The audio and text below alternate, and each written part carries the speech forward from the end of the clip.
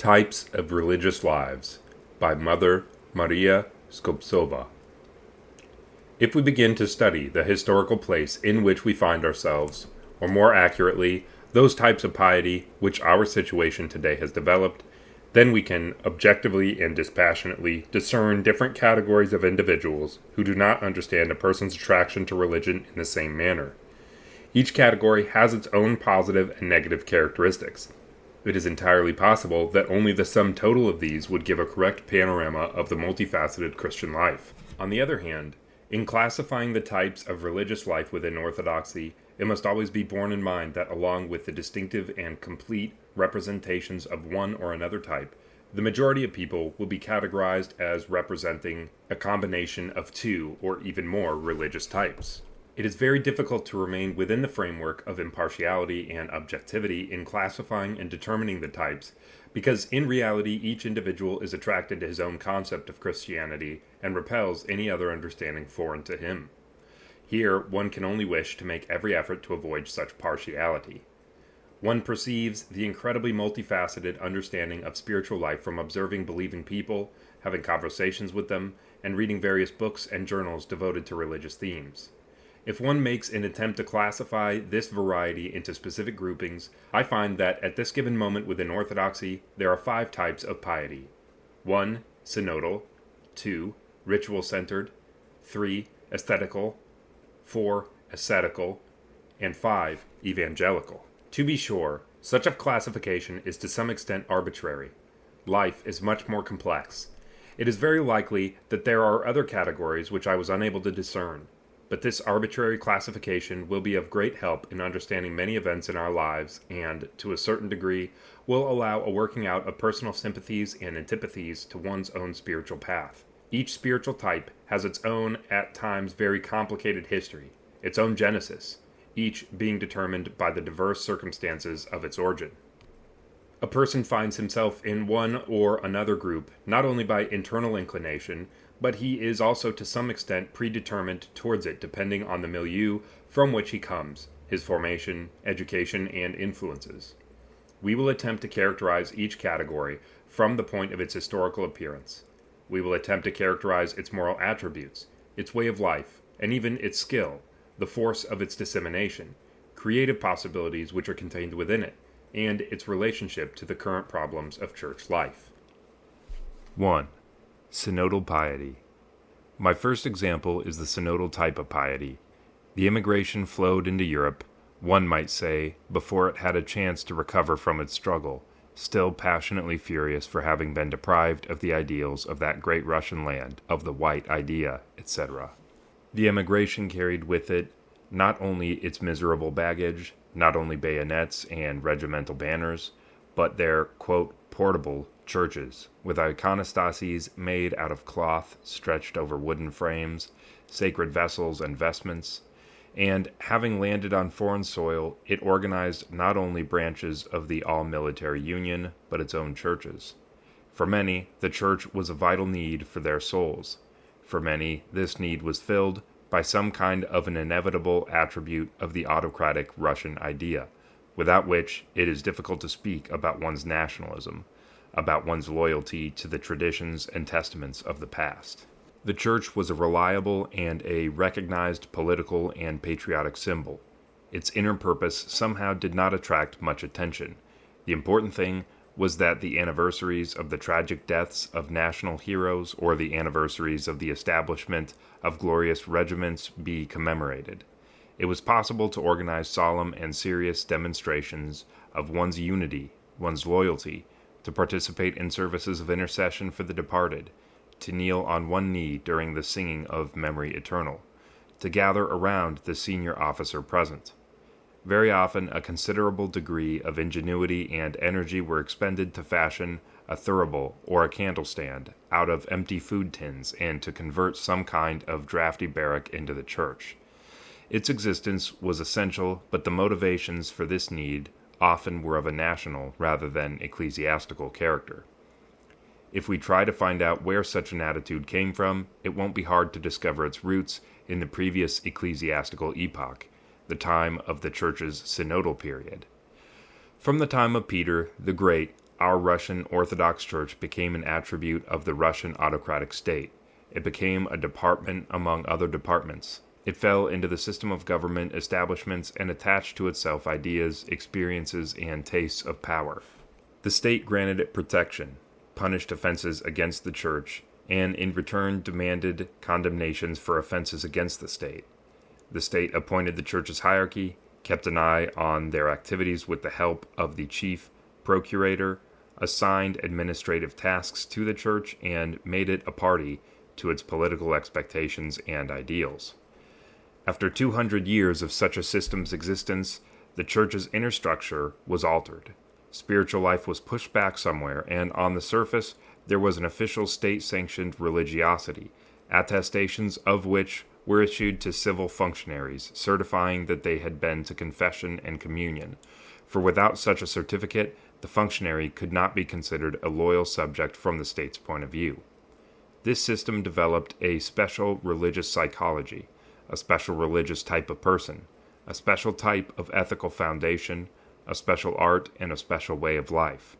From generation to generation, people were inculcated with the idea that the church is of utmost importance, absolutely mandatory, but still it was an attribute of the state.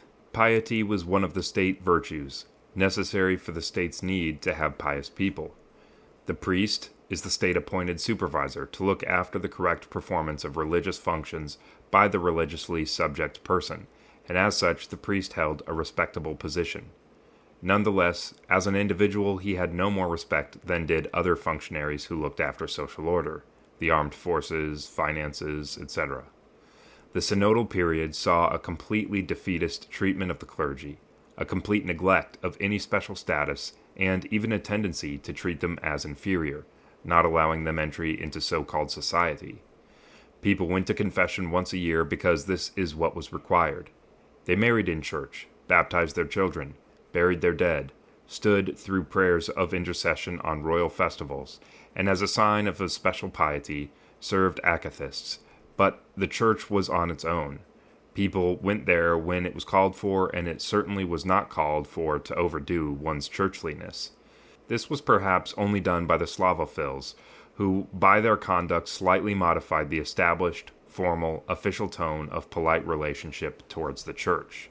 It is only natural that the synodal type of piety was grounded, in the first instance, on the cadres of the Petersburg ministerial bureaucracy, that it was linked precisely with bureaucracy, and in this way was spread throughout Russia through provincial bureaucratic centers to the local representatives of state authority. The whole system predetermined the situation that the most religiously inspired and ardent people could not find a place for themselves in it. They either went to monasteries, hoping for a complete separation from any kind of superficial church activity, or they simply mounted a protest, frequently protesting not only against the church's institutional system, but against the church itself. This is how the anti-religious fanaticism of our revolutionaries originated, which, in its earliest manifestations, resembled the flaming passions of the original religious life. It attracted to itself all those who thirsted after an interior ascetical challenge, sacrifice, selfless love, and unselfish service, all that which the official state church could not offer to the people. It must be said that during this synodal period, even the monasteries fell under the general process of the spiritual life's disintegration. The all-powerful arm of the state was extended over them, over their morals and way of life, and they were turned into one of the official cells of the overall ecclesiastical establishment. Thus, what remained in the church were, for the most part, either the lukewarm or the ones who could control their religious impulses, or those who could channel their spiritual needs into the system of state values. In this way, a system of moral ideals was developed. No doubt what was held in the greatest esteem was good order, a respect for laws, a certain reserve, along with a firmly expressed feeling of obligation, a respect for one's elders, a condescending concern for one's juniors, honesty, love of fatherland, a reverence for authority, etc. No special exertions were required. Creativity was held down to the level and the general interests of the state machine. Religious zealots somehow failed to appear in provincial cathedral churches. Here were people of a different sort.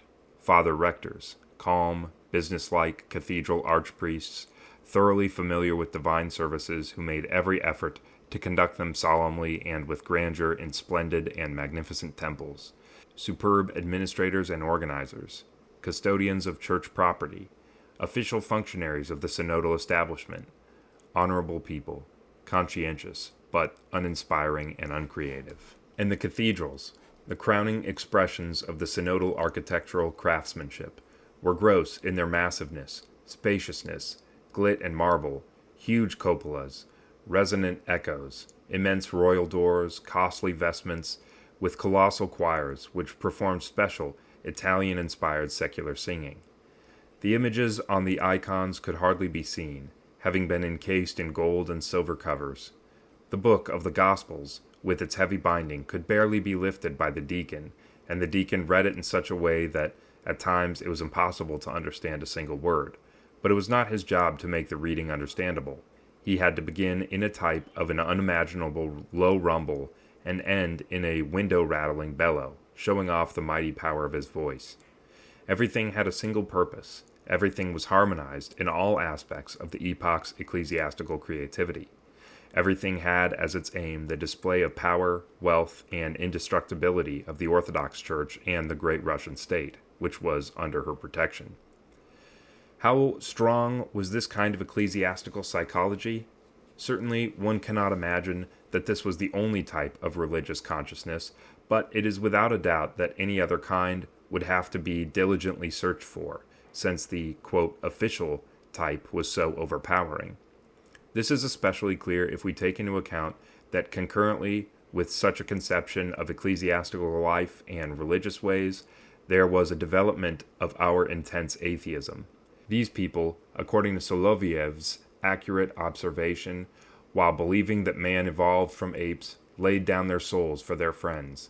An outlet for love, sacrifice, and heroic deeds could be found outside of the church's walls.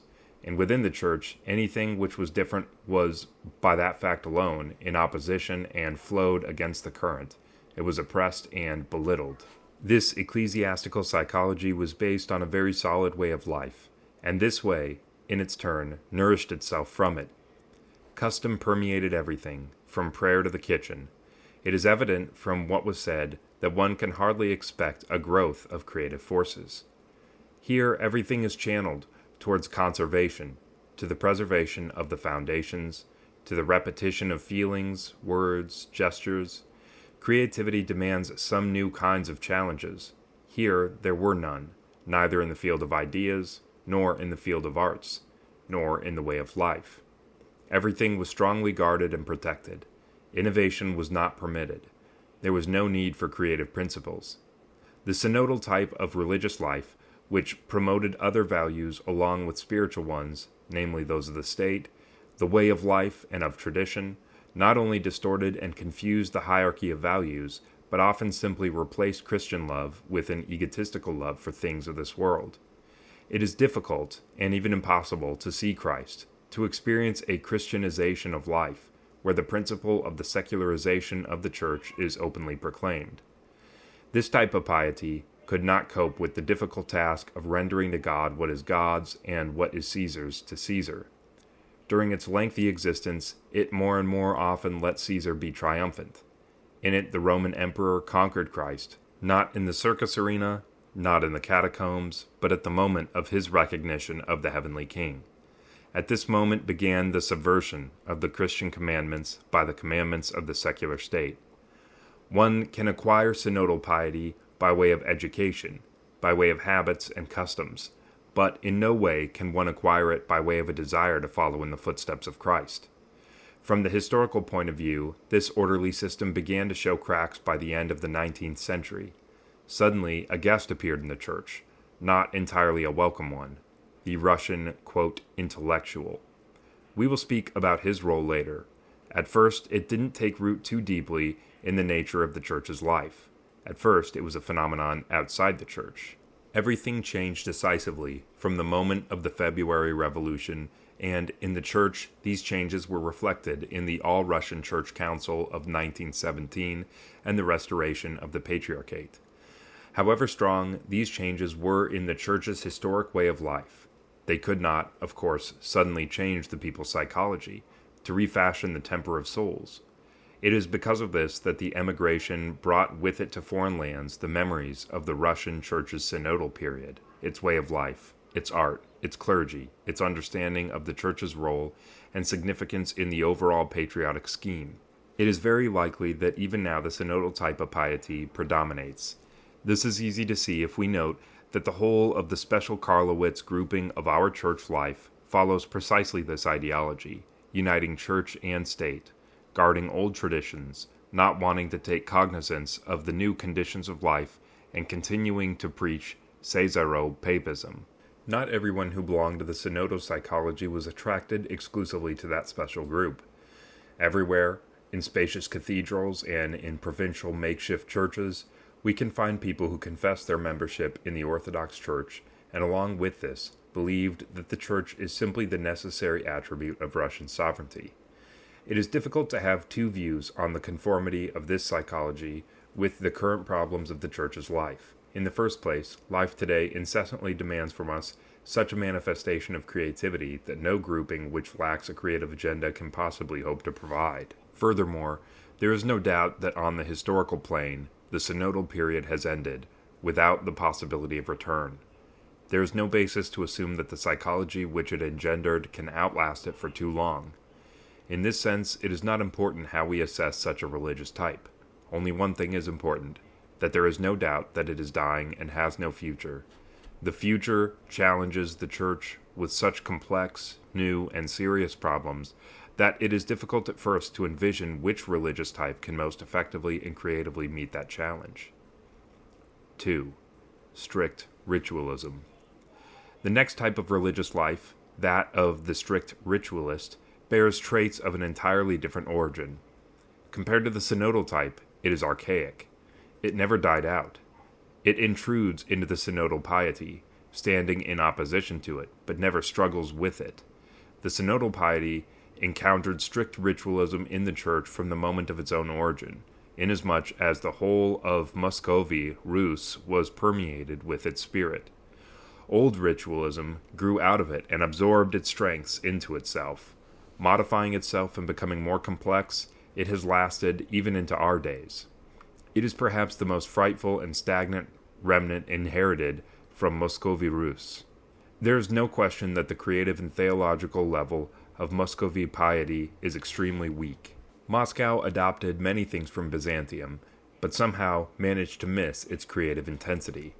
Moscow reforged all of the tempestuous and antinomian vibrancy of Byzantine genius into an immovable form, a cult of the letter, a cult of tradition, a repetitious, rhythmical gesture. Moscow was able not only to freeze its Byzantine heritage, it even managed to shrivel up its biblical heritage, ossifying it and depriving it of its grace-filled and living spirit. In the words of an ancient prophet, it started to pile up commandment upon commandment, rule upon rule. It perceived the splendid flowing of Byzantine rhetoric as something that shall not be moved, introducing it into its compulsory order of service, ritualizing every impulse, clothing every religious lyric into a form of law. The extreme expression of this stagnant, splendid, immovable, protective spirit was the old ritual. In this sense, it has tremendous positive features. It preserves for us icons of ancient style. It preserved ancient chant. It kept in place, away from life surges, a kind of fixed form in the development of piety. But with all this, it confused the hierarchy of values of the Christian way of life, preferring torture and even death not only in defense of the two-fingered sign of the cross, but for the right to write, quote, Jesus as, quote, Isus. Here the matter is not a simple lack of grammar, but is much more serious. In the ensuing period, this expanded into full view. Here the subject is belief in a particular magic, not only of a word, a name, or even of each letter which encompasses the name. A frightful retribution has been visited upon the old ritualists for their treatment of Christ's truth. Go inside an old ritualist prayer house. It contains everything which they held dear throughout their whole history. It has priceless icons in the ancient style. It has ancient books. It resounds in a special chant sung according to, quote, hook notation, all those things for which they struggled and endured martyrdom. It lacks only one thing. Behind its magnificent iconostasis, completely covered with icons in massive metalwork covers, it shelters nothing. It preserves nothing. The iconostasis is attached to nothing but a blank wall. There is no sanctuary, no altar table or oblation table, because there is no mystery. Everything has been preserved except the living spirit of the Church, everything except its sacramental life, which deifies man. Only the splendid form remains. One must give some thought to this phenomenon. Here, people received a punishment for their victory, for having attained their aims. Once having distorted Christ's truth, they were left with its empty shell. One should think about this every time there is a temptation in our path to replace spirit with form, love with ritual. We are guarded from this temptation by the same danger, to be left with form and ritual and bereft of spirit and love. It is very likely that the symbol of the sanctuary-less church is frequently reflected in human souls. While losing the living spirit of Christianity, the church of the 18th and 19th centuries has not been able to destroy within it that Moscow spirit of correctness of ritual. What is prescribed, what is permitted, what is to be guarded. Furthermore, while frequently being stifled in the official, famished, synodal state-sanctioned church, and not being able to find ways to some kind of living sources of faith, the human soul would run from the synod-prescribed piety into the arms of ritual correctness, placing this in opposition to official conventionalism. Ritual correctness has something in common with ecclesiastical aesthetics and asceticism, but in its essence it is something different. It is not simply that the stress is in a different place. What is the moral makeup of the strict ritualist? What is his spiritual form? His greatest desire is for absolute spiritual order, the complete subordination of the inner life to the external rhythm, which has been elaborately worked out to the minutest detail. The external rhythm encompasses everything within itself. Outside the church, he knows the spiritual significance of every detail of life. He maintains the fasts. He lives day in and day out maintaining the church's cycle of services. He lights vigil lamps at prescribed times. He makes the sign of the cross correctly. In church, he likewise stifles any impulse, permits no deviation from established gestures. He kneels at the proper moment during services. He bows and crosses himself at the proper time. He knows for certain that it is a crime to kneel from Pascha to Pentecost. He knows how many times he will go to confession during the year, and most of all, he has mastered the order of services to the minutest detail. He is angry and indignant if anything is omitted during church services, because that is not to be done. Along with this, he is completely indifferent if what is being read is incomprehensible, or if it is being read too rapidly. This is not the person who prefers memorial services, services of intercession, and akathists over others. No, his beloved services are the rarest ones, primarily those of Great Lent. He especially delights in the complexity of services when some fixed feast coincides with a movable one, for example, when Annunciation falls during the last weeks of Holy Week. For him, the form and structure of the service frequently overshadows the inner content of individual prayers. He most certainly is a fanatical champion of Church Slavonic. The use of Russian in church is to him a near blasphemy. He loves Slavonic because he is used to it. He does not want to change even the obviously unsatisfactory, ungrammatical, and inaccurate translations. The lengthy recitations by the psaltists immerses him into a particular atmosphere of piety, bringing on a specific rhythm to his spiritual life. This is what he really wants. He is not so interested in the content. His prayers are lengthy. He has an established and unchanging rule for them. This rule frequently requires the repetition of one and the same prayer and always in the same place.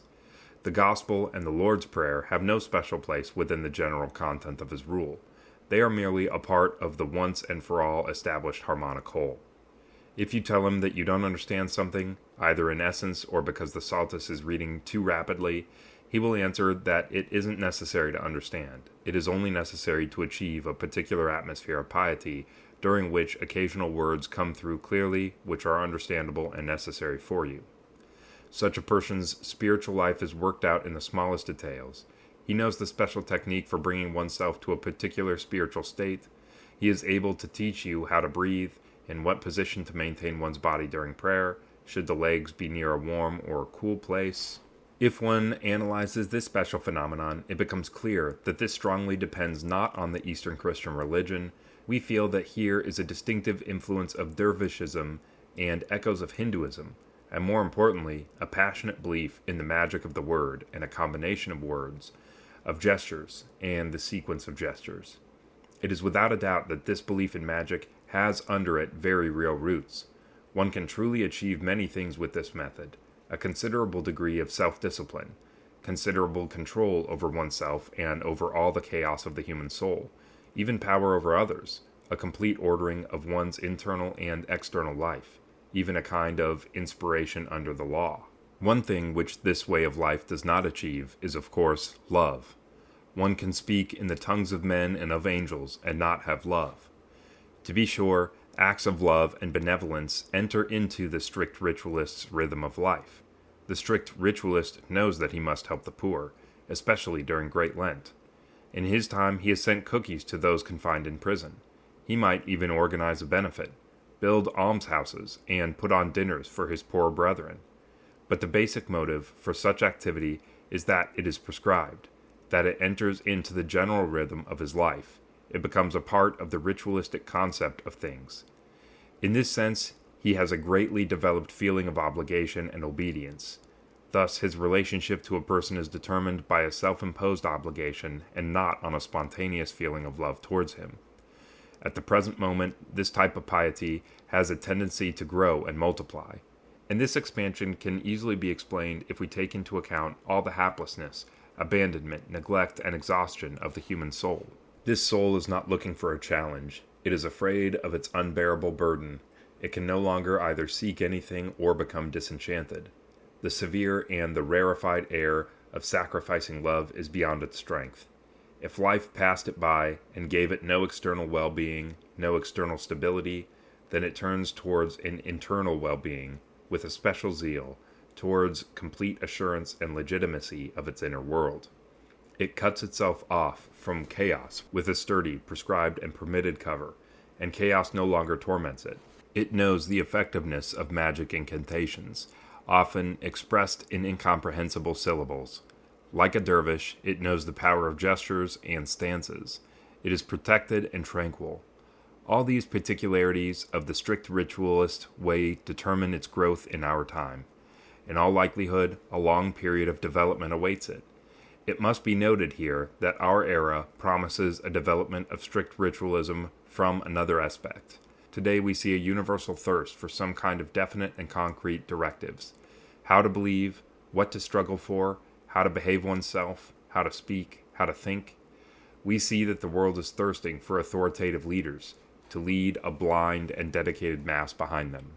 We know of the most frightful dictatorship that ever existed, a tyranny over ideas. The infallible center is the party. For example, if the leader wills that we think and act in one way, then the individual who believes in the infallibility of the directive easily, with such an amazing and incomprehensible ease, restructures his inner world to correspond with this directive. We know the presence of state-imposed philosophies and worldviews.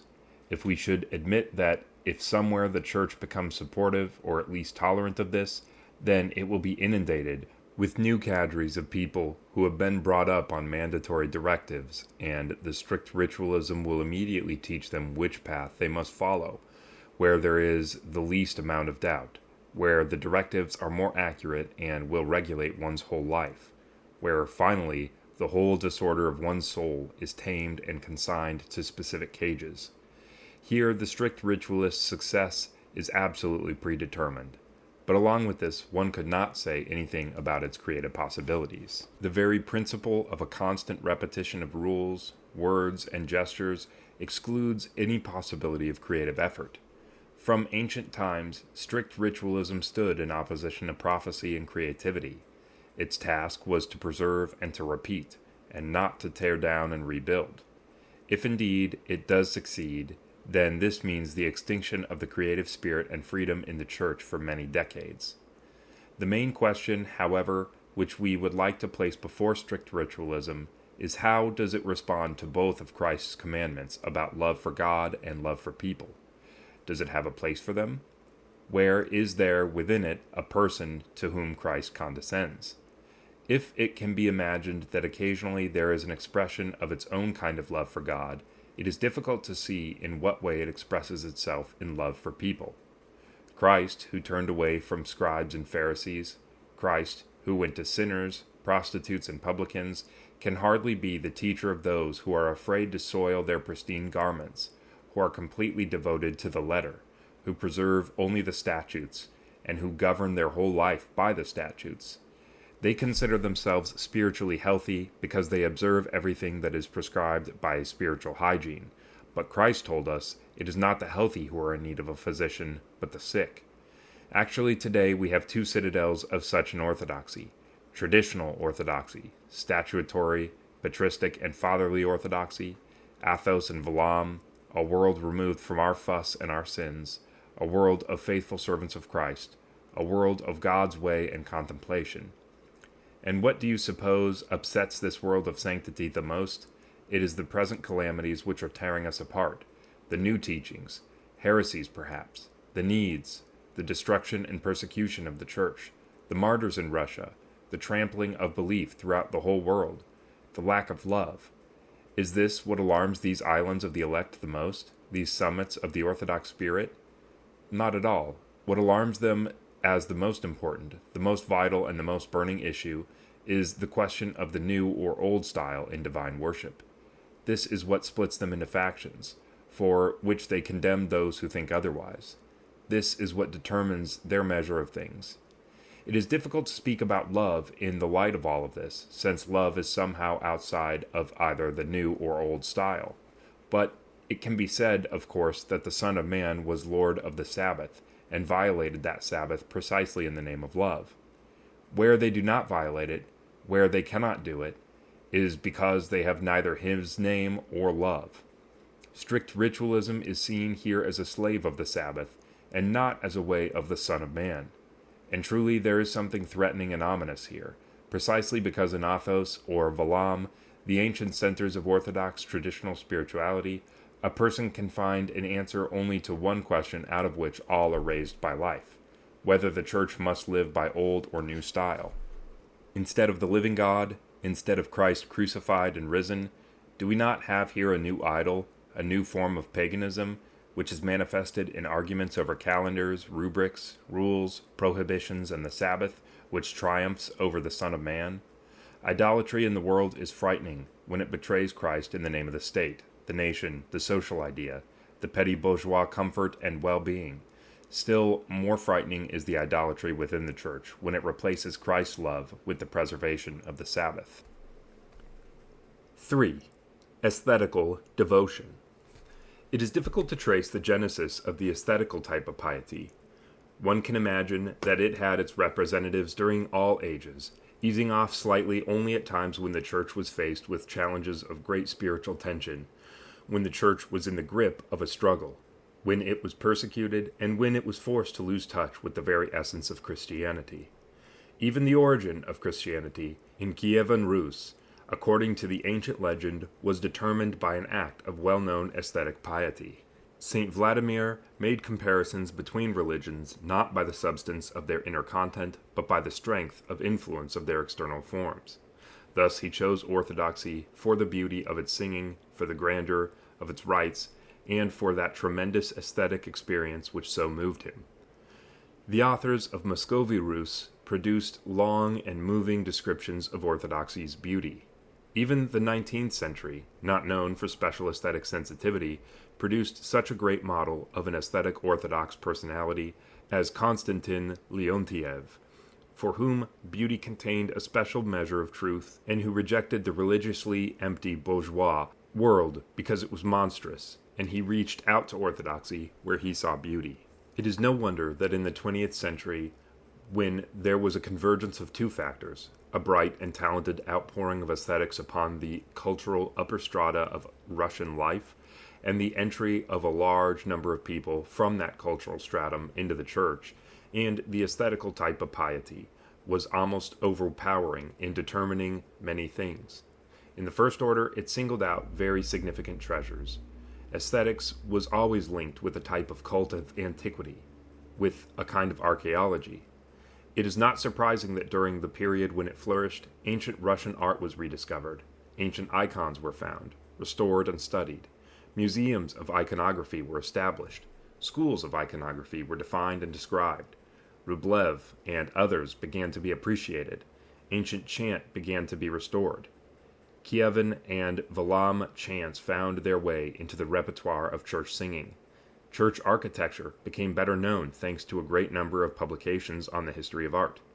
These are, without a doubt, positive achievements. But, along with this aesthetical approach to religion, there was the growth of a particular moral mindset, characteristics of which are easily found. Beauty and its appreciation is always the lot of a small minority. This explains the unavoidable cultural aristocracy of any aesthetics.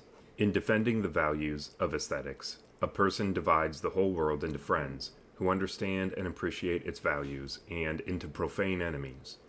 Imagining that the foundation of church life is its beauty, the person will then divide all mankind into a small flock, having a special aesthetic sensitivity, and a crowd of those unworthies to be kept beyond the walls of the churchyard. The mystery of the church, in that person's imagination, is to be grasped only by the elect. Not only would the sinners and the prostitutes be excluded from sitting at the feet of Christ, but all those who are too simple and naive would otherwise be excluded, in order that he alone could find satisfaction from the highly aesthetic beauty of divine services, etc. Having aesthetics as the sole criterion of what is proper, the sole measure of things, that person imagines himself as a part of some kind of complex composition and feels obliged not to spoil it, not to displace it. He adapts to its general rhythm, but he introduces that rhythm into his own inner life.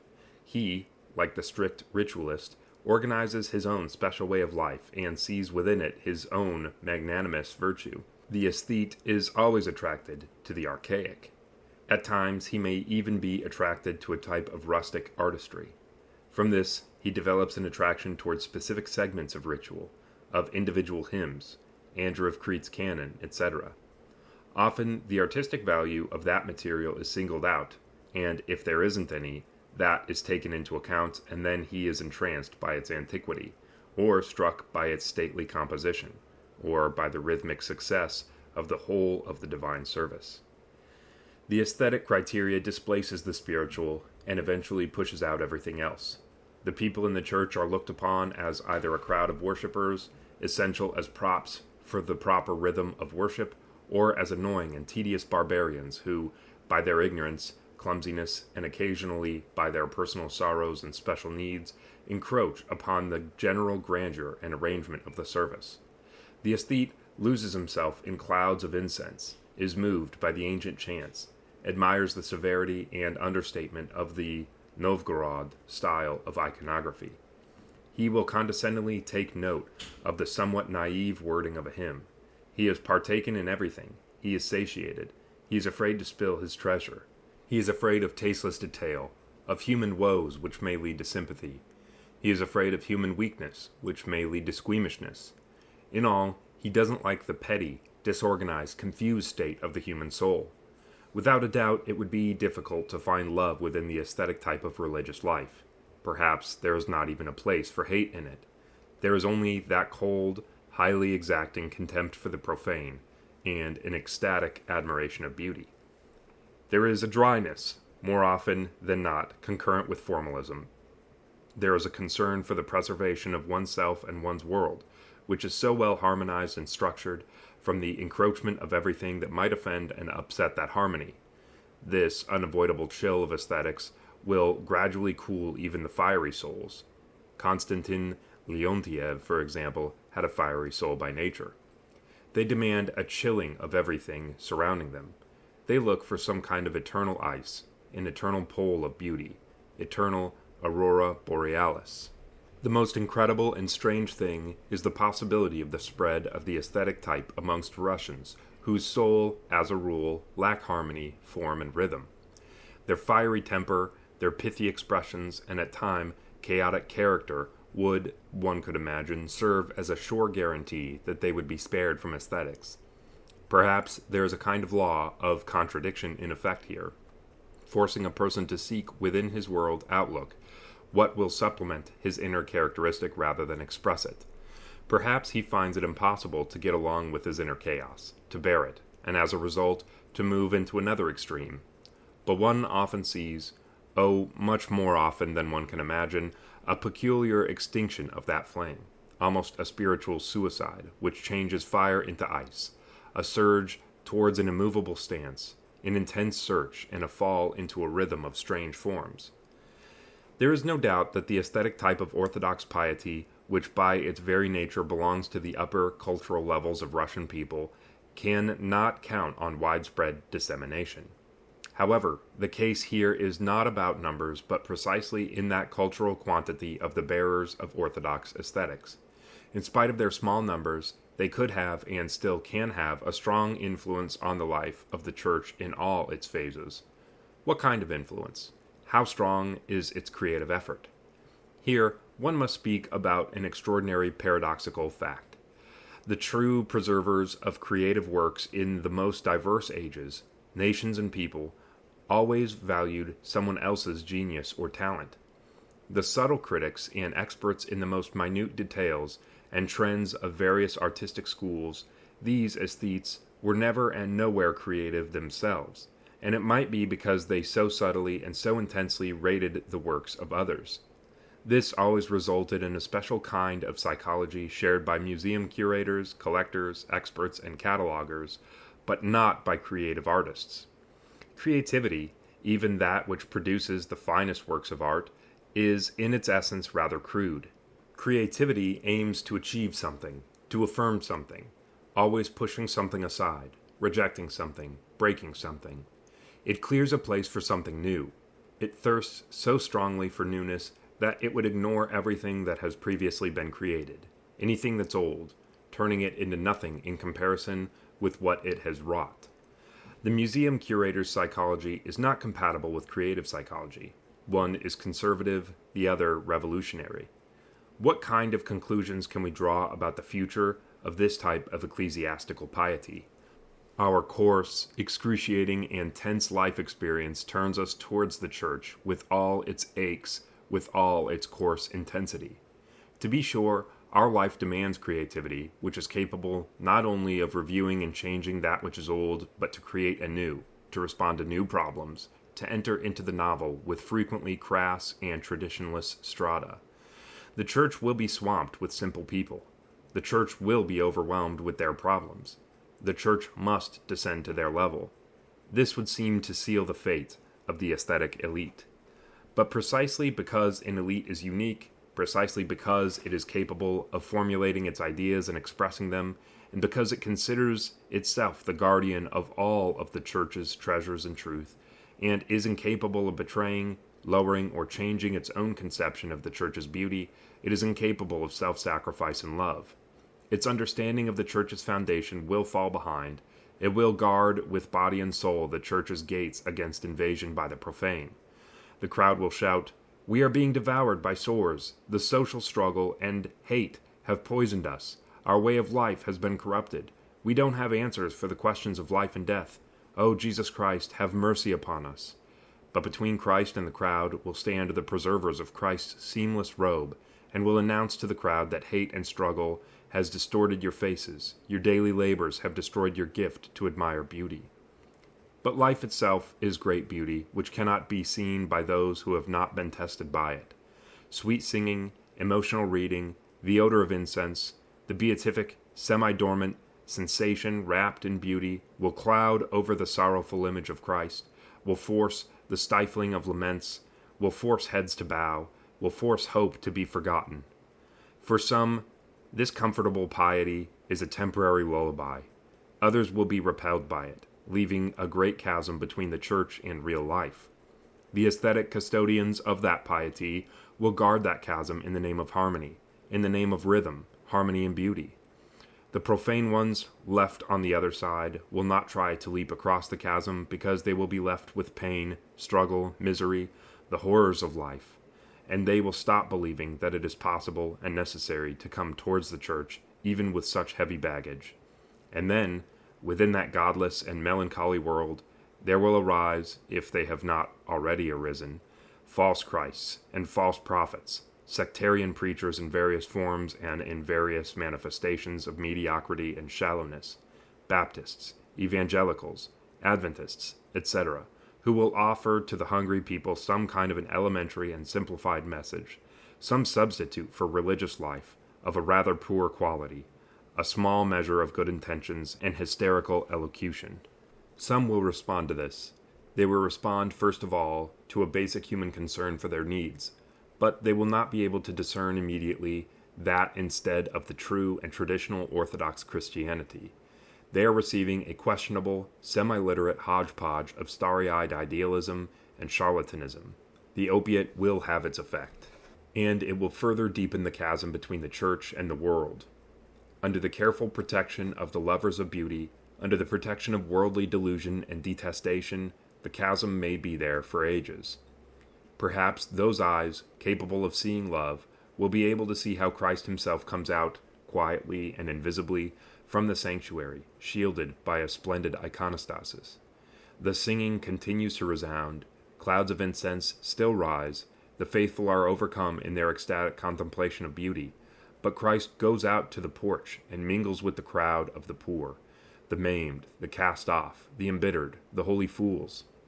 Christ goes to the streets, to prisons, to hospitals, and into the shacks. Christ again and again gives his life for his friends. How can we compare our beauty and our ugliness to his eternal truth and eternal beauty? Doesn't our idea of beauty look ugly compared to his eternal beauty? Or conversely, does he not see his divine image, a reflection of eternal glory and eternal beauty in our ugliness, in our miserable life, in our festering sores, in our crippled souls? He will return to the temples and bring with him all those called to the wedding banquet, gathered from the highways, the poor and the maimed, the prostitutes and the sinners. The most frightful thing is that it might happen that the guardians of beauty, who study and admire the world's beauty, will not understand and will not respect Christ's beauty, and will not let him inside the temple because he will bring with him the crowd deformed by sin, foolishness, drunkenness, debauchery, and hate. Then their singing will dissipate in the air, the clouds of incense will be blown away, and someone will say to them, "I was hungry, and you gave me no food. I was thirsty, and you gave me no drink. I was a stranger, and you did not welcome me, naked, and you did not clothe me, sick and in prison, and you did not visit me." Idolatry, which has an affinity for the aesthetic type of piety, will bring this about. It has within itself that which should serve only as Christ's outer garment, as an offering of human genius, brought lovingly to Christ. But when the church's splendor, beautiful singing, good order of services, becomes an end in itself, then that displaces Christ himself. When people render service to grandeur itself, it becomes an idol to which human souls are sacrificed, one's own and others. All the world's ugliness, its wounds and agony, is pushed aside and replaced, in order that they may not blemish that correct piety. Even the suffering and death of the Lord himself, his human exhaustion, is replaced by an aura of beauty, calling forth admiration and emotion. Love is a very dangerous thing. At times it must reach down into the endless depth of the human spirit. It must expose itself to distortion, to a violation of harmony. There is no place for it where discovered and affirmed beauty reigns forever. The aesthetes make demands upon Christ's servants, upon the successors of the apostles and disciples, upon priests, that they need not follow in the steps of the apostles and disciples, to heal, to preach, to spread the Lord's love. They demand only one thing, that they be servants of the cult, be priests almost in the pagan meaning of that word. The priest is judged as how much he loves and knows the ritual, how musical he is, how good is his voice, how coordinated are his movements, etc. It isn't important whether he, as pastor, knows his flock, and whether he will leave the 99 to find the one lost soul, and whether he will rejoice greatly that he has found it. There is now a sinister phenomenon occurring in Soviet Russia. There, everything is forbidden to the church: to preach, to teach, to carry out works of charity, to organize anything, to unite the believers for a common life. One thing only is permitted: to perform divine services. Is this something the Soviets overlooked? However, could this be a very subtle psychological gambit, based on the fact that Orthodox divine services without acts of love, without a deliberate life of holiness, without the possibility of preaching God's word to sustain the hesitant believers, the newly tonsured, will be helpless in trying to be a witness to Christ's truth before the secularized and God-deprived humanity? A spiritually hungry person will cross the temple's doorstep and will respond properly to the beauty of the services within it, but he will not receive subsistence for his spiritual hunger, because he needs not only beauty, but love and answers to all his doubts. This is how the authorities barricaded the doors to the church. How often does it happen that, as a result of the wants of a particular group of faithful, the doors of the church are virtually locked, where no secular authority demands it, but where the cold hearts of her children sets it away from the world in the name of a detached, measured, cold beauty and form. In this case, perhaps it would be better if the church did not have an official permission to conduct divine services, and instead it would gather clandestinely in catacombs. For in having permission only to worship, the church has no opportunity to bring to the world Christ's love in all phases of the world's life. 4. Ascetical piety. The ascetical type of religious life is not unique to Christianity. It existed at all times and in the history of every religion. This shows that it exists as an expression of some essential characteristics of the human psyche. One cannot say that asceticism belongs to Christianity alone. It is common characteristic of Hinduism and Islam, and it existed in ancient paganism. Moreover, asceticism is a typical manifestation within a non-religious milieu, so characteristic of 19th century revolutionary trends. It can be said that the periods in the life of the church which were not penetrated by asceticism were periods of decay, decline, without talent, and generally were flabby. It can also be said that the periods of secular history which lacked the stamp of asceticism were likewise unfruitful and without creative talent. Religious life is always one with asceticism, since it demands sacrifice in the name of higher spiritual values. Parallel with this, in its depths, creative life is likewise a way of asceticism, since it also demands total sacrifice in the name of higher creative values. It can be said that asceticism never died out within the church. There were periods when it was dormant, when it was an achievement of solitary souls only. The most common and the most characteristic expression of religiosity was actually anti-ascetical. With this in mind, it seems that it is almost impossible to speak about the ascetical type of piety in conjunction with other types which are more or less elective, whereas asceticism touches upon the eternal depths of religious life.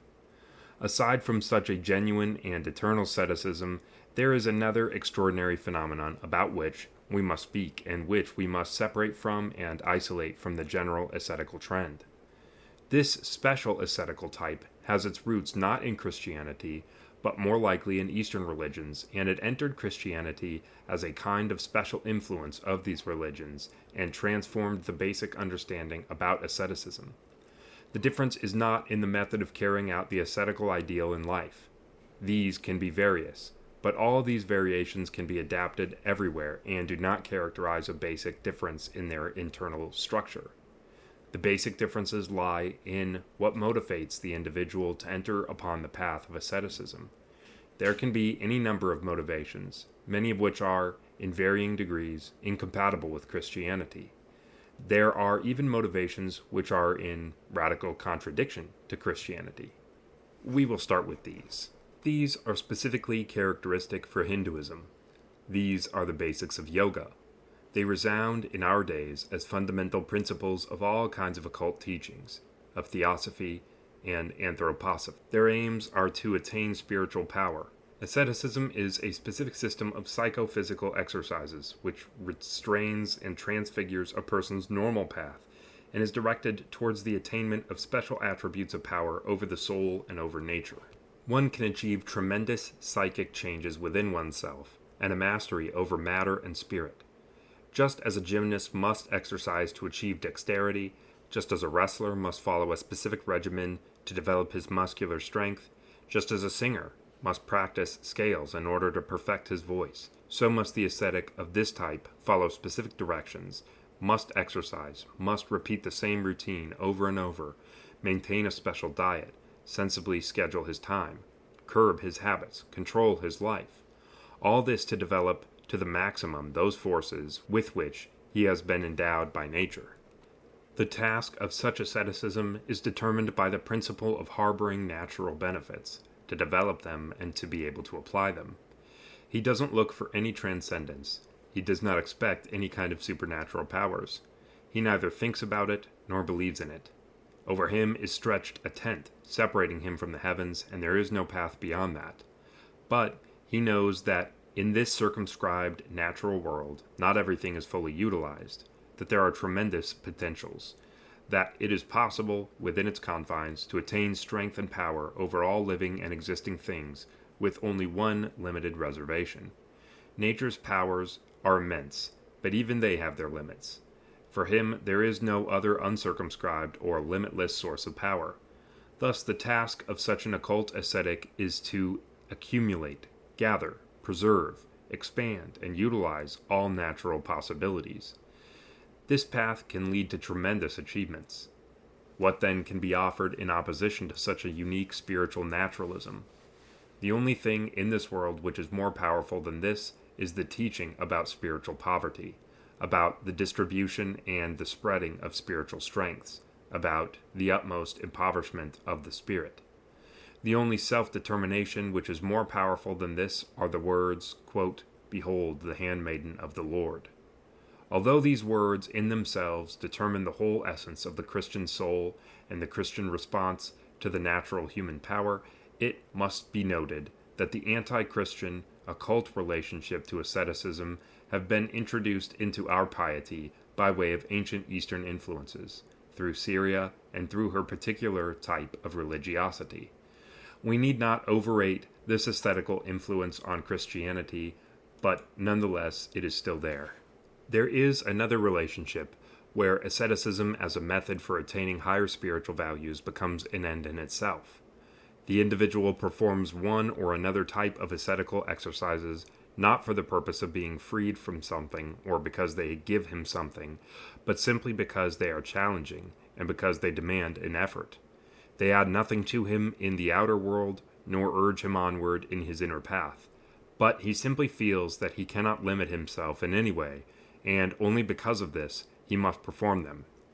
The surmounting of an obstacle as the only goal, an exercise for the sake of exercise, is, at best, a working out of a simple submission to disciplinary challenges, and is, of course, a distortion of the ascetic path. All of the above are trifles when compared with their fundamental conflict with the Christian worldview. It concerns the very substances, the basic concepts of the goals of Christian life. This conflict in some ways splits the Christian world into two basic feelings for and understanding of that world. We are speaking of the soul's salvation. It is without a doubt that the true and genuine Christian life offers the soul's salvation as its fruitful goal. The Church crowns her saints, martyrs, passion-bearers, and confessors with the incorruptible crowns of eternal life in the promised land. The heavenly kingdom is eternal bliss.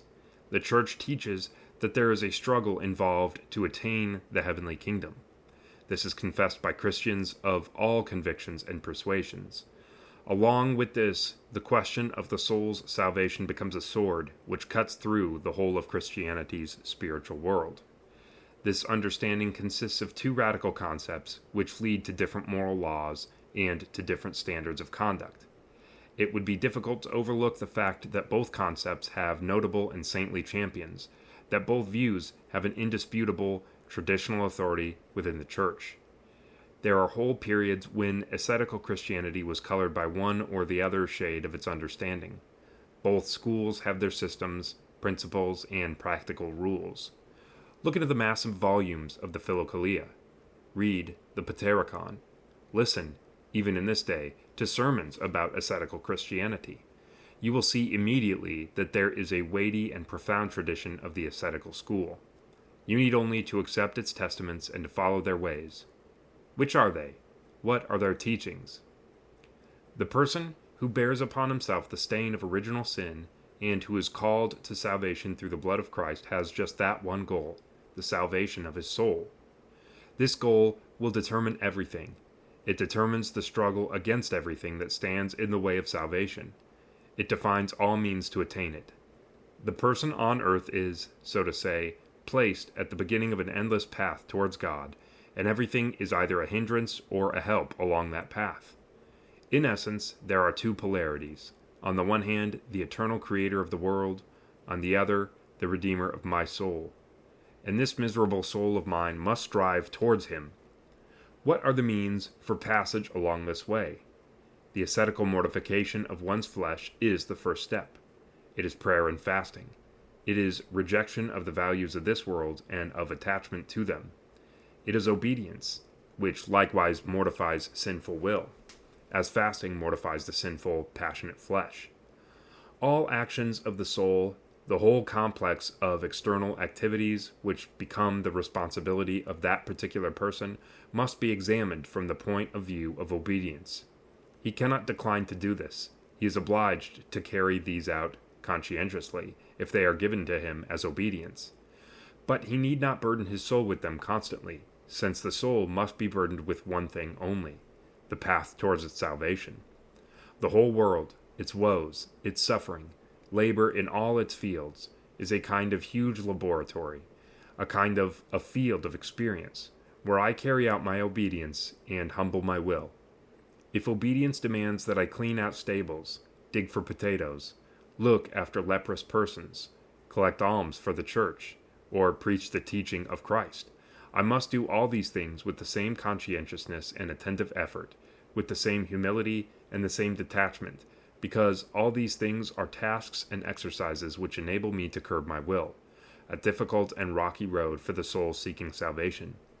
I must constantly exercise virtues, and thus I must perform acts of Christian love, and that love must reflect obedience, for we are called and commanded to love, and we must love. The measure of love is self-evident. It is the measure of all things. While loving, I must always remember that the fundamental task of the human soul is to be saved.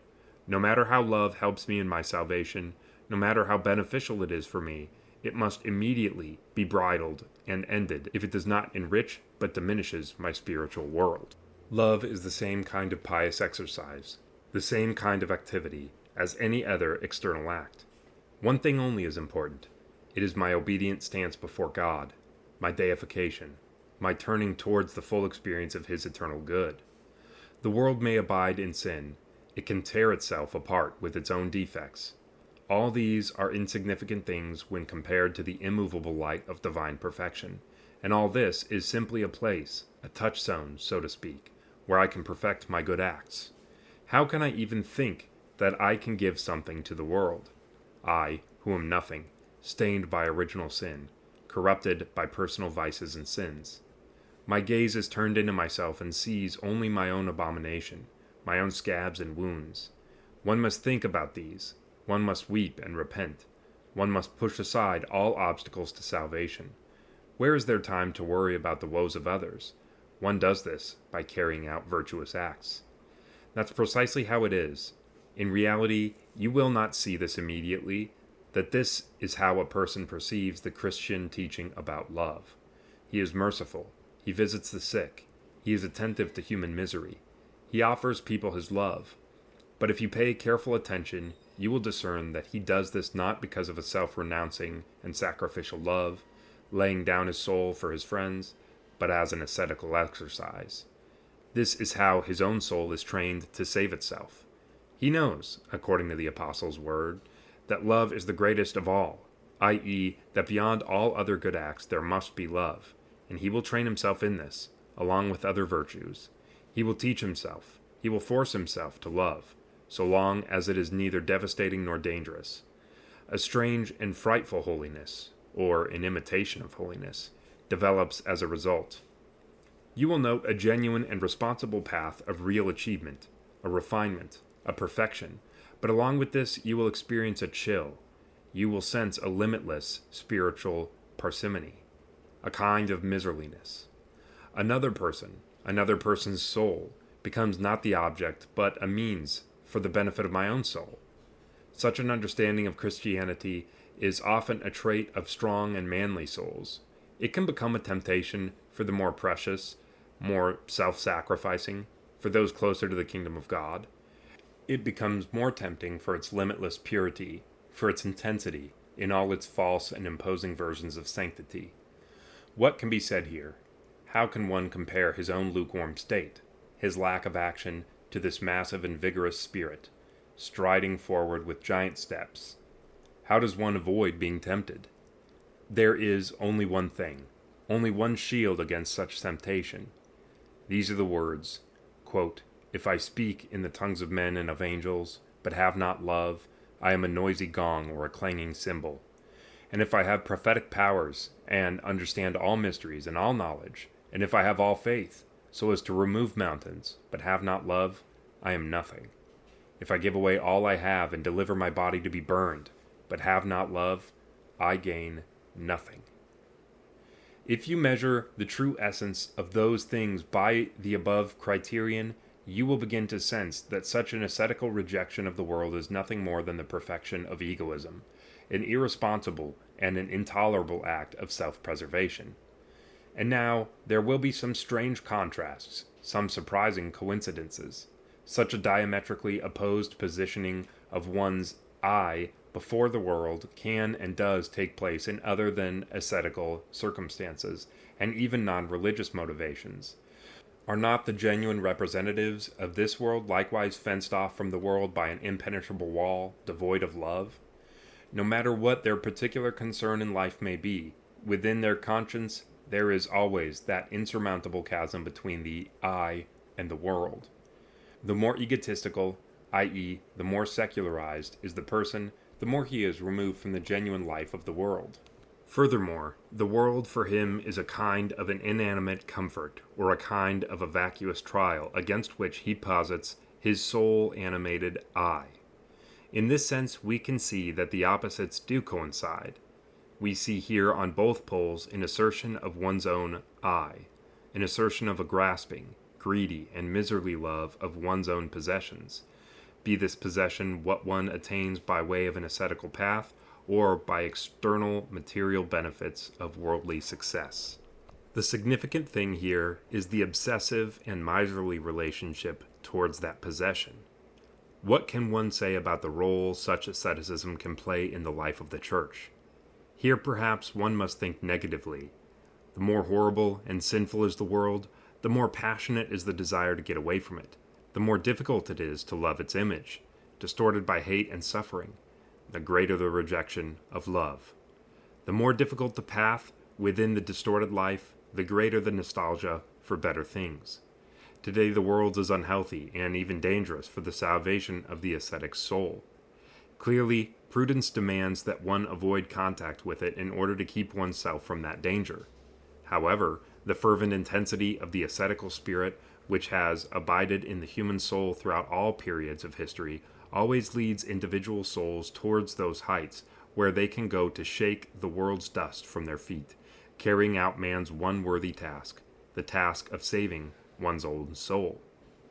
Here I would like to pause and touch upon some of the unique characteristics of today's world, which makes it even more difficult for the person thirsting for ascetical detachment and a zeal for the salvation of one's soul. There is no question about one's inner and outer absence of well-being. There is the threat of war, an extinguishing of the spirit of freedom which tears people apart by revolution and dictatorship, class hatred, a decline of moral principles. One can't imagine any social ills which have not affected today's life. And along with this, we are surrounded by a crowd oblivious of the era's tragedy. Along with this, we are surrounded by limitless self-satisfaction, a total lack of doubts, physical and spiritual satiety, almost a total surfeit. This is not a feast in the time of plague. A feast during a plague carries its own immense tragedy. It is but one step, one gesture, from religious contrition and enlightenment. It is a kind of a courageous despair. Yet if an individual who finds himself there, who wants to offer his love to the world, he will not have any difficulty in finding words, a welcome, an invitation and love. Today, during the plague, we systemically add up our modest daily profit, and in the evening go off to the cinema. There is no talk of a courageous despair because there is no despair. There is only complete satisfaction and complete spiritual peace. There is no need to mention the tragic psychology of today's person, and every fervent prophet, every preacher, will face a quandary.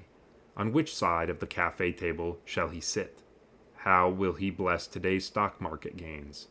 How will he break through, trample and destroy this sticky, gooey mass surrounding the soul of today's Philistine? How will he burn the people's hearts with words? The trouble is, they are covered with a thick, impenetrable, fireproof shield. Provide answers for their doubts, but they have no doubts about anything. Disturb them, but they are satisfied with their modest acts of charity. After all, they don't feel worse than anyone else. Paint them pictures of the coming judgment and the eternal beatitude of the righteous, but they don't believe in any of this, and anyway they are completely satisfied with the blessings of this age. But this inertia, this self-satisfaction, and the feeling of well-being of today's man is very difficult to take into one's heart and to love because it summons up incredulity rather than pity. This leads to still more reasons for wanting to shake off the dust from one's feet, because it becomes evident that no amount of participation in such a petty life can change anything in it. Hence arises a particularly elevated type of spiritual egocentrism. Alongside it, all types of egocentrism likewise arise. A person becomes overburdened by his impotence. The person clearly and attentively becomes conscious of all his sins, all deviations and failures. The person sees the nothingness of his soul and is constantly disturbed by the snakes and scorpions which are nested there. The person repents of his sins, but his repentance does not release him from the thought of his nothingness. It is not transfigured in him, and he, again and again, returns to the only thing that interests him, the sight of his personal nothingness and personal sinfulness. Not only the cosmos and all of human history, but the individual person's fate, his suffering, his failures, his joys, and his dreams, all fade away and disappear in the light of my downfall, of my sin. The whole world reflects the glow from the fire of my soul. More than that, the whole world somehow burns up in the conflagration of my soul. But my own understanding of Christianity at that moment demands the deepest analysis of myself, a struggle against my passions, a prayer for my own salvation. Such a person can come up with only one kind of prayer to the Creator of the universe, to the Pantocrator, to the Redeemer of all mankind. A prayer for myself, for my own salvation, for my own mercy. Sometimes this prayer is for absolutely final and frightful gifts. Sometimes the Creator of the universe is asked to respond to my very modest prayerful petitions. I am only asking him for peaceful and undisturbed sleep. Spiritual egocentrism undermines genuine ascetical conditions. It walls off the person from the universe. It makes of him a spiritual miser, and this miserliness begins to spread and grow quickly, because the person begins to notice that the more he gains, the emptier his soul becomes. This occurs because of a strange law of spiritual life. In it, everything that has not been disturbed, everything that is saved, everything not lovingly given away, somehow degenerates, burns up. The talent is taken away from the one who buries it and is given to the one who increases his talents. And further accumulation becomes emptier and emptier, leading to aridity, to spiritual numbness, to a complete degeneration and a destruction of one's spiritual tissues. A process of auto-intoxication by spiritual values takes place. Every type of egocentrism always results in self-poisoning and a kind of satiety, to an inability of a proper mastery of material.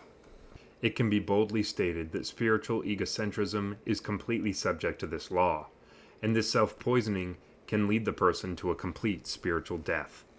Perhaps this is the most frightening thing that threatens a person, and it is especially frightening because it is difficult to discern, because it unnoticeably undermines genuine spiritual values with false ones, because at times it calls for a rejection of improperly understood profound Christian values, without which it is impossible, a rejection of asceticism. 5. The evangelical path. I will now move on to the evangelical way of spiritual life, which is as eternal as is the proclamation of the good news, always alive within the bosom of the Church, radiant in the faces of saints, and at times extending that radiance even to those righteous people outside the Church. Here, one must immediately make a clarification to prevent well-intentioned or deliberate misinterpretations of the evangelical way of religious life. Obviously, it has no relation to the current evangelical sectarianism, which extracts a selective list of moral precepts from the gospel, adds to this its own distorted dogma of salvation about being born again, colorizing this with a hatred for the Church, and now proclaiming this peculiar hodgepodge as the authentic concept of Christ's evangelical teaching. The evangelical spirit of religious consciousness breathes where it wills, but woe to those ages and to those people upon which he does not rest. And along with this, blessed are those who walk in his paths, even those who know it not. What is the most characteristic thing about this path? It is a desire to, quote, Christify all life. To a certain degree, this term can be contrasted to that which is understood not only by the term to, quote, churchify, but by the term, quote, Christianization. To churchify is frequently understood as placing life under a certain rhythm of temple piety, to subordinate one's personal life experiences to the schedule of the cycle of divine services, to incorporate some specific elements of churchliness into one's way of life, even referring this to the Church's rule. But Christianization is often understood as simply the correction of the bestial cruelty of man's history with the help of inculcating it with a certain dose of Christian morality. In addition, this also includes the preaching of the gospel to the whole world. Quote, Christification is based on the words, quote, It is no longer I who live, but Christ who lives in me. The image of God, the icon of Christ, which truly is my real and actual essence, is the only measure of things, the only way which is given to me. Each movement of my soul, each approach to God, to people, to the world, is determined by the suitability of that act for reflecting that image of God which is within me. If I am faced with two choices and I am in doubt, if all human wisdom, experience, and tradition point to one of these, but I feel that Christ would have chosen the other, then all my doubts should immediately disappear, and I would choose to follow Christ in spite of all experience, tradition, and wisdom to the contrary. But other than an immediate consciousness that Christ is calling me to a definite path, are there any other objective signs which would tell me that I didn't imagine this? That this is not my subjective imagination or my emotional feeling? Yes, there are objective signs. Christ gave us 2 commandments, to love God and to love our fellow man. Everything else, even the Beatitudes, are merely elaborations of these 2 commandments, which contain within themselves the totality of Christ's good news. Furthermore, Christ's earthly life is nothing other than the revelation of the mystery of love towards God and towards man. These are, in effect, not only the true, but the only measure of things. It is remarkable that their truth is found only in their indissolubility. Love for man alone leads us to the blind alley of anti-Christian humanism, and the only way out of it is, at times, to reject man and love towards him in the name of all mankind. But love for God, without love for man, is condemned. Quote, You hypocrite, how can you love God whom you have not seen, if you hate your brother whom you have seen? Their linkage is not simply a combination of 2 great truths taken from 2 spiritual worlds, but their linkage is a union of 2 parts of a single whole. These commandments are 2 aspects of a single truth. Destroy either one and you destroy the whole truth. In fact, take away the love for man and you destroy the man, because by not loving him, you reject him, and make of him a non-being. and you no longer have a path towards the knowledge of God. God then truly becomes apophatic. Only negative signs are attributed to him, and even these are stated in your negative human expressions.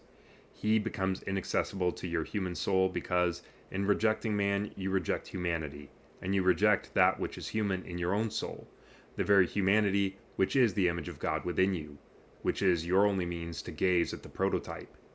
Needless to say, the human person of Christ taught you in his own human language, describing God's truth in human terms, that God reveals himself through human concepts. Not loving, not having contact with humanity, we transform ourselves into a kind of deaf, mute blindness with respect to the divine as well. In this sense, not only did the Logos, Word, Son of God, assume human nature to complete his work of redemption, and by this, once and for all, sanctifying it and predestining it for deification, but the Word of God, as the good news, as revelation and enlightenment, likewise needed to become incarnate in the body of man's insignificant language. It is with language that people express their feelings, doubts, thoughts, good deeds, and sins. In this way, human speech, being the symbol of man's interior life, was likewise sanctified and grace-filled, affecting the whole interior life of man. On the other hand, one cannot genuinely love man without loving God. Actually, what can we love in man if we do not discern God's image within him? Without that image, what is such love based on? It becomes a kind of special, monstrous egoism in which everyone else becomes a particular facet of my own self. I love that in him which is compatible with me, which broadens me, which explains, and which at times simply amuses and delights me.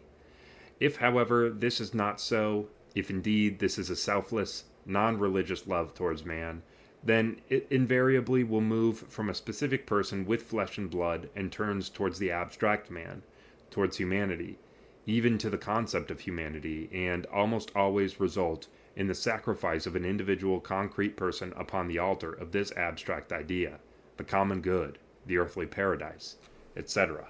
2 types of love. There are 2 types of love in the world, one that takes and one that gives. This is common to all types of love, not only towards man. Each person can love a friend, family, children, scholarship, art, motherland, one's idea, oneself, and even God, from either of these 2 points of view. Even those types of love, which by common acknowledgement are of the highest category, can carry this dual character. Take maternal love, for example. A mother can often forget herself, sacrifice herself for her children. This does not as yet warrant recognition as Christian love for her children. One needs to ask the question, what is it that she loves in them? She may love her own reflection, her second youth, an expansion of her own, quote, I, in other eyes, which become separated from the rest of the world's we. She may love her own flesh and blood that she sees in them, traits of her own character, reflections of her tastes, the continuation of the family. Then it becomes unclear where is the principal difference between the egotistical self-love and a seemingly sacrificial love for her children, between I and we. All this amounts to a passionate love of what is one's own, which restricts one's vision, forcing one to ignore the rest of the world, what is not one's own. Such a mother will imagine that the worthiness of her own child is incomparable with the worthiness of other children, that his mishaps and illnesses are more severe than those of others, and finally, that at times the well-being and success of other children can be sacrificed for the sake of the well-being and success of one's own. She will think that the whole world, herself included, are called to serve her child, feed him, quench his thirst, train him, make smooth all paths before him, deflect all obstacles and all rivals. This is a symptom of passionate maternal love. Only that maternal love is truly Christian, which sees in her child a real image of God inherent not only in him, but in all people, given to her in trust, as her responsibility, which she must develop and strengthen in him in preparation for the unavoidable life of sacrifice along the Christian path, for that cross-bearing challenge facing all Christians. With this kind of love, the mother will be more aware of other children's misfortunes. She will be more attentive towards their neglect. Her relationship with the rest of humanity will be in Christ as the result of the presence of Christian love in her heart. This, of course, is the most radical example. There is no doubt that the love towards every being is divided into these two types. One may passionately love one's motherland, working to make sure that she develops gloriously and victoriously, overcoming and destroying all her enemies. One can love her in the Christian manner, working to see that the image of Christ's truth is more and more evident within her. One can passionately love knowledge and art, aiming to see oneself expressed in them, to be proud about them. Or one can love them, being conscious of one's service, one's responsibility for the exercise of God's gifts in these spheres. One can love one's idea of life only because it is one's own, and to oppose it enviously and jealously to all other ideas. Even in this, one can see the gift granted to me by God in order for me to serve His eternal truth during my earthly sojourn. One can love life itself passionately and sacrificially. One can even reflect upon death in two ways. One can direct two ways of love towards God. One can see Him as the heavenly protector of mine or our earthly desires and passions. The other love will humbly and sacrificially offer one's small human soul into His hands. Other than the appellation, love, other than external similarities, these two expressions of love have nothing in common. In the light of this Christian love, what must be the ascetical challenge to man? What is this true asceticism which is inevitably called for by the very presence of spiritual life? Its measure is self-denying love for God and for our fellow man. But an asceticism which places one's own soul in the center of things, looking for its salvation, shielding it away from the world, narrowly moving towards a spiritual egocentrism, and fearing to diminish oneself even by withholding love, this is not Christian asceticism. What can be used to measure and define the types of human lives? What are their prototypes, their primary symbols, their boundaries? This is the way of God-manhood, Christ's path upon the earth. The Word became flesh. God became incarnate, born in a Bethlehem stable. This alone should have been fully sufficient to speak of the boundless, sacrificing, self-denying, and self-disparaging love of Christ. Everything else is present in this. The Son of Man humbled His whole self, His whole divinity, His whole divine nature, and His whole divine hypostasis beneath the arches of the Bethlehem cave. There are neither two gods nor two Christs, one who abides in blessedness within the bosom of the Holy Trinity, and another who assumes the image of His servant. The only Son of God, the Logos, became man, lowering Himself to humanity. His later activity, preaching, miracles, prophecy, healing, enduring hunger and thirst, suffering Pilate's judgment, going the way of the cross to Golgotha and death, all this is the path of His humbled humanity, and along with Him, the condescension of the Godhead to humanity. What was Christ's love like? Did it withhold anything?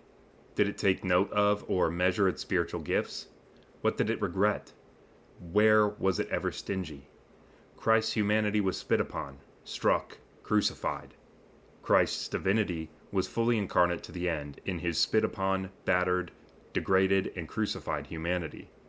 The cross, an instrument of shameful death, became a symbol of self-denying love for the world, and at no time nor place, from Bethlehem to Golgotha, neither in His sermons nor parables, neither in the miracles performed, did Christ ever give any indication allowing one to think that He does not completely and fully sacrifice Himself for the world's salvation, that He had some reservation, some holy of holiness, which He would not want to nor need to offer.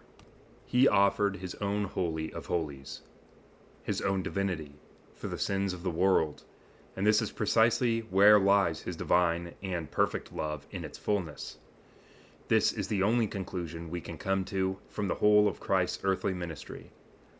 But can the power of such love be divine, because God, in offering Himself, remains God? That is, He does not empty Himself, does not perish in this fearsome sacrificial dissipation. Human love cannot be completely determined by the laws of divine love, because along this path man can become devastated and lose sight of what is important, the salvation of his soul. But here one need only to be attentive to what He taught us. He said, quote, "If any man would come after me, let him deny himself and take up his cross." Self-denial is important, without which one cannot follow him, without which there is no Christianity. Withhold nothing. Lay aside not only material wealth, but also spiritual wealth, changing everything into Christ's love, taking it up as one's cross. He also spoke not about himself and not about his perfect love, but about the love which human imperfection can assume. Quote, "Greater love has no man than the one who lays down his soul for his friends." How miserly and greedy is it to understand the word soul here as life? Christ spoke here precisely about the soul, about giving up one's inner life, about the complete and unconditional self-sacrifice as the example of the obligations of Christian love. Here again is no place for the harboring of one's spiritual treasures. Here everything is given up. His disciples likewise followed in his path. This is quite clear in an almost paradoxical expression by Apostle Paul. Quote, "I wanted to be estranged from Christ to see my brothers saved." He said this, having stated that, quote, "It is no longer I who live, but Christ who lives in me." For him, such an estrangement from Christ is an estrangement from life, not only in the transient, worldly sense of the word, but from the eternal and incorruptible life of the age to come. There are enough such examples to let us know where Christianity leads us. Truly, love here does not seek its own, even if this be the salvation of one's own soul. This love takes everything from us, deprives us of everything, as if ravaging us. Where does it lead? To spiritual poverty. In the Beatitudes, we are promised blessedness for being poor in spirit. This precept is so far removed from human understanding that some attempt to read the word spirit as a later interpolation and explain these words as a call for material poverty and a rejection of earthly benefits. Others almost fall into a fanaticism, understanding this as a call for intellectual poverty, a rejection of thought and of any kind of intellectual substance. How simply and clearly are these words interpreted in the context of other evangelical texts? The poor in spirit is the one who lays down his soul for his friends, offering this spirit out of love, not withholding his spiritual treasures. Here, the spiritual significance of the monastic vow of renunciation becomes evident. To be sure, it relates not only to material renunciation, not only to the elemental absence of avarice. Here we speak about a spiritual renunciation. What is the opposite of this? What vices are correlative to the virtues of renunciation? There are two, and they are frequently confused in real life. These are stinginess and greed. One can be greedy, but at the same time not be stingy, and even be extravagant. One can also be stingy, but not have a greedy desire to possess what is not one's own. One and the other are equally unacceptable. If it is unacceptable in the material world, it is even less acceptable in the spiritual realm. Renunciation teaches us not only that we not greedily seek advantages for our soul, but that we not be stingy, that we always be extravagant in our love, that we achieve a spiritual nakedness, that our soul holds nothing back, that we not hold back anything sacred and valuable which we would not be ready to give up in Christ's name to those having a need for it. Spiritual renunciation is the way of holy foolishness, a folly in Christ. It is the opposite of the wisdom of this age. It is the beatitude of those who are poor in spirit. It is the outer limit of love. The sacrifice of one's soul is the turning away from the exclusive focusing upon Christ in the name of one's brothers. It is the casting down of oneself. But this is precisely the genuine Christian way taught to us by every word and every thought of the gospel. Why is it that the wisdom of this world not only oppose this commandment of Christ, but simply fail to understand it?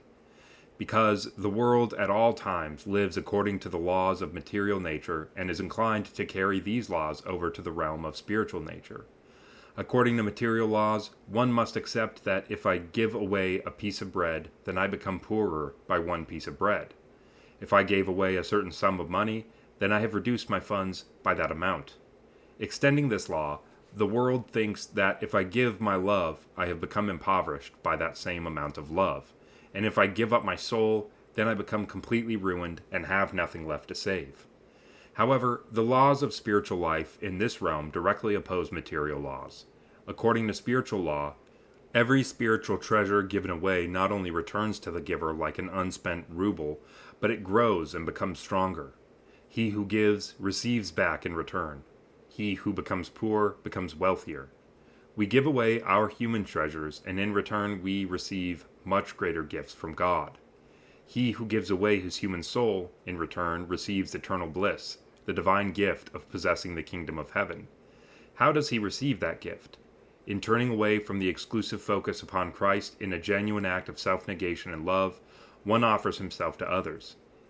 If this is indeed a Christian act of love, if this self-negation is genuine, then one meets Christ himself, face to face, in the one for whom he offers himself, and in that communion he unites with Christ himself. He obtains anew that from which he has separated himself, in love and in a true communion with the divine. Thus, the mystery of union with man becomes the mystery of union with God. That which was given away returns. The love which was expended never diminishes the source of that love, because the source of love in our heart is love itself, Christ. Here we are not speaking about good deeds, not about the love which measures and parcels itself out, which gives away interest but keeps the principle. Here we are speaking about a genuine emptying out, in a partial imitation of how Christ emptied himself by becoming incarnate in humanity.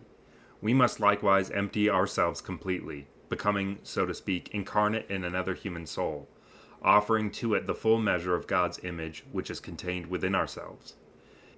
It is this, and only this, which was rejected by the wisdom of the world, as a kind of violation of the world's laws. It is this which made the cross the symbol of divine love, a folly for the Greeks and a stumbling block for the Jews, but for us, the only path to salvation.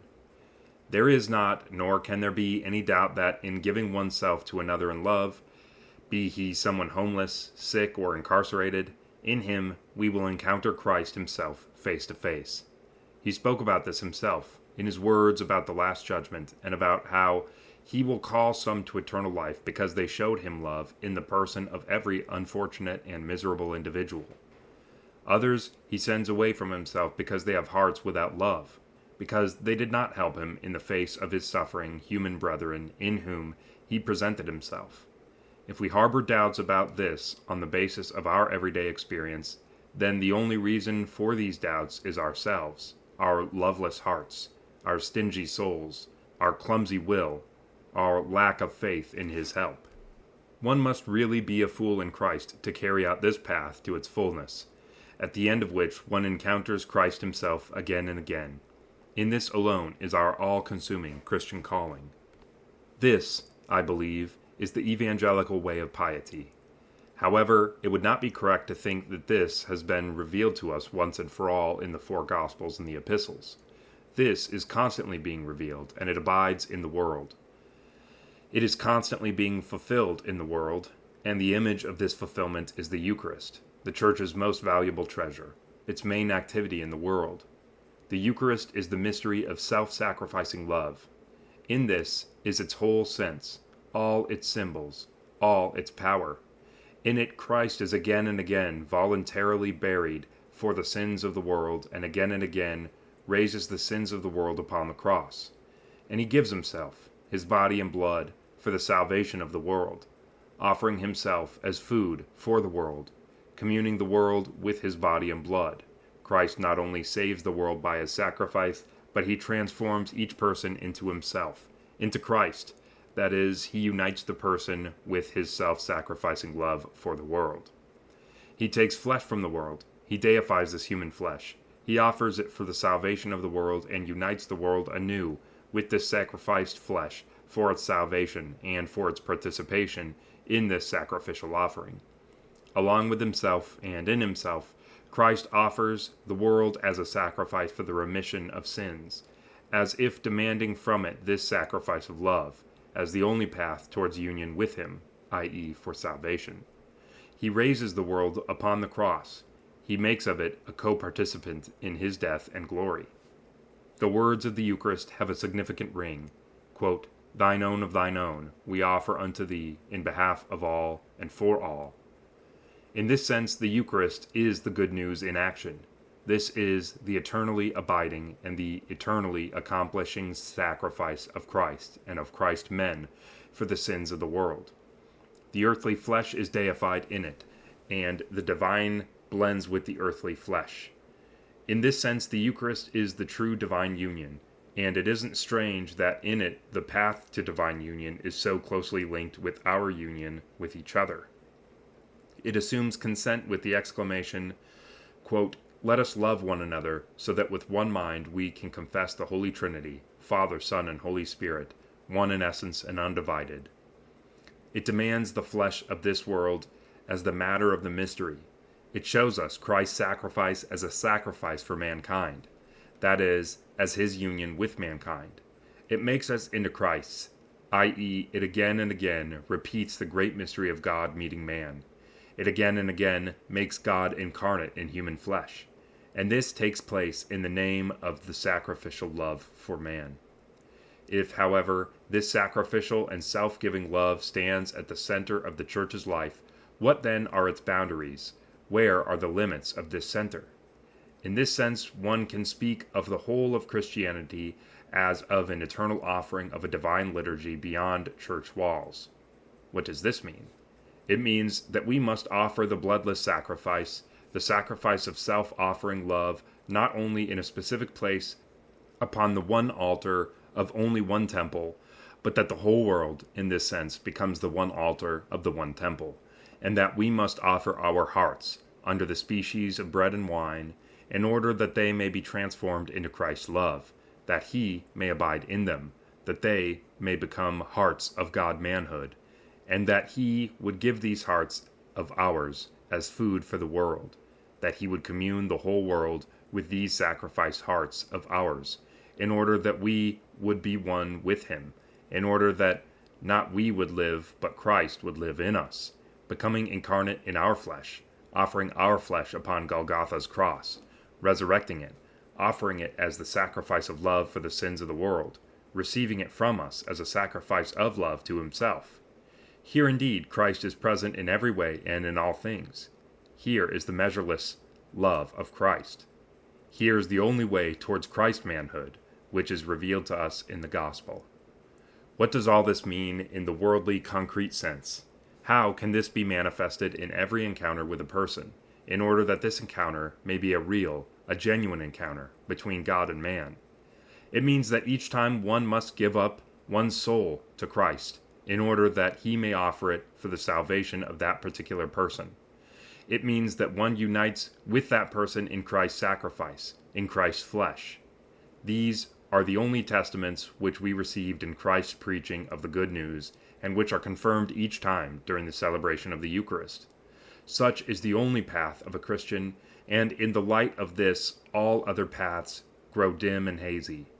However, one must not judge those who follow other paths, which are conditional, non-sacrificing, not demanding an offering of oneself, not revealing the whole mystery of love.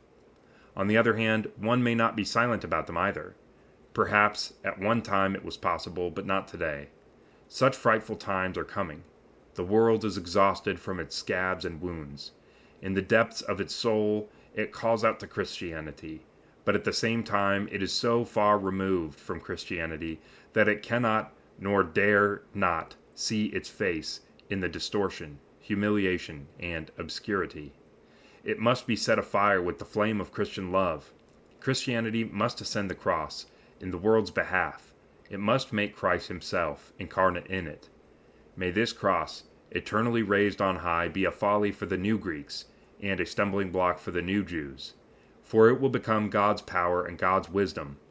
Let us who are called to be poor in spirit, to be fools for Christ, to be persecuted and abused, to know that this is the only calling given to us by the persecuted, abused, debased, and humiliated Christ. We believe not only in the promised land and in bliss to come. Now, this very minute, we partake of this bliss. Right here in this dejected and despairing world, we are partakers of this bliss whenever, with God's help and providence, we deny ourselves, when we have the strength to offer our soul for our neighbors, when our love is not self-seeking. Closing note by the translator. Mother Maria Skobtsova died on Good Friday, 1945, in Ravensbrück concentration camp near Berlin. The crime of this Orthodox nun and Russian refugee was her effort to rescue Jews and others being pursued by the Nazis in her adopted city, Paris, where in 1932 she had founded a house of hospitality. The following essay was written in 1937 and discovered in 1996 by Helene Klepinin-Aryakovsky in S. B. Pilenko's archive. The Russian text was published in the summer of 1998 in the Paris-based journal Vestnik,